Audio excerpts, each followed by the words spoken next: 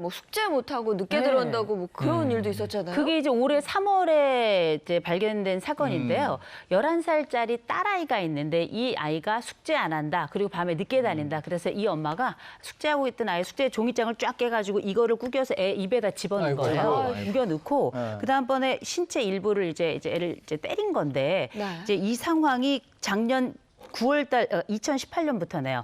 2018년 9월 달부터 올해 3월까지 5차례 정도 되었다라고 이제 엄마가 고백을 한 건데, 근데 이게 이렇게만 볼 수가 없는 게 실제 이 학대와 관련해서 아동보호 전문기관의 상담사가 그 집을 찾아간 겁니다. 그래서 대화를 시도를 했더니 어떻게 했는가? 주먹을 날린 거예요. 이 상담사에게.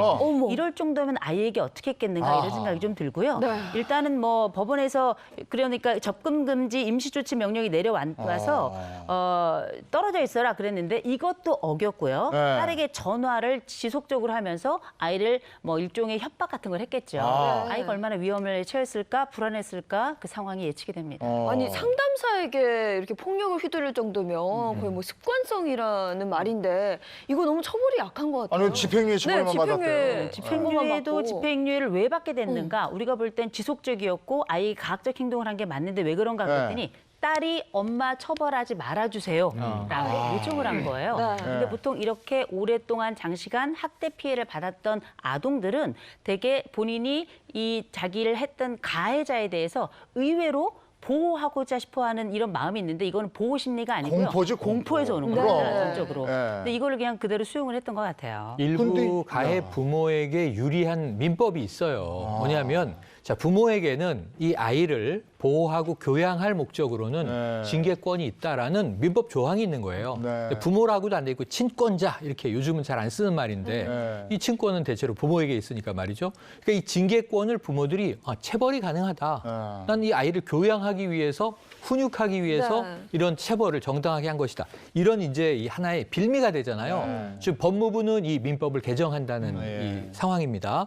다만 이것을 아예 징계권 조항을 삭제해버릴 건지 이 밑에 이것은 결코 체벌하라는 의미가 아니다라고 아주 명시를 할 건지 뭐 방식은 몇 가지가 제한되고 있는데요.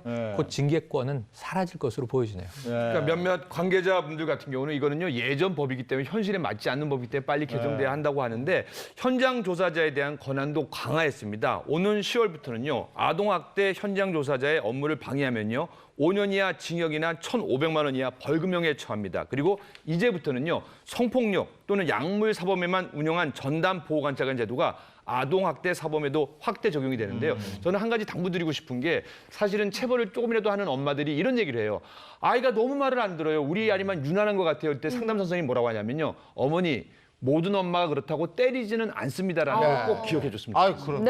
아니 그리고 저는 저 앞서 얘기한 그 집은 가봐야 될 것 같은데 올 3월까지 지속적으로 폭력을 행사했는데 집행유예로 풀려났으면 지금 그 아이하고 같이 살고 있는 거 아니에요? 근데 많은 분들이 집행유예가 사실은 그 벌을 안 받은 거라고 생각하는데 사실 이거는 지금 원래 벌 받아야 되는데 잠시 지켜보고 있는 거거든요. 집행을 유예한 거니까. 그런데 이 폭력이라는 게 가정 안에서는 보이지 않는 거 아니에요? 그러니까. 보이지 않는 곳에서 지금까지 해왔던 그 폭력이 같은 장소로 돌아가면 우리가 복귀라는 말이 있습니다. 그 행동이 다시 똑같이 반복이 된다는 거예요. 이런 상황에서 아이는 제가 볼 때는 상당한 위험에 노출이 돼 있고 미국 같은 경우는 이렇게 아동학대 피해가 이 정도로 발생하면 벌써 분리했어요.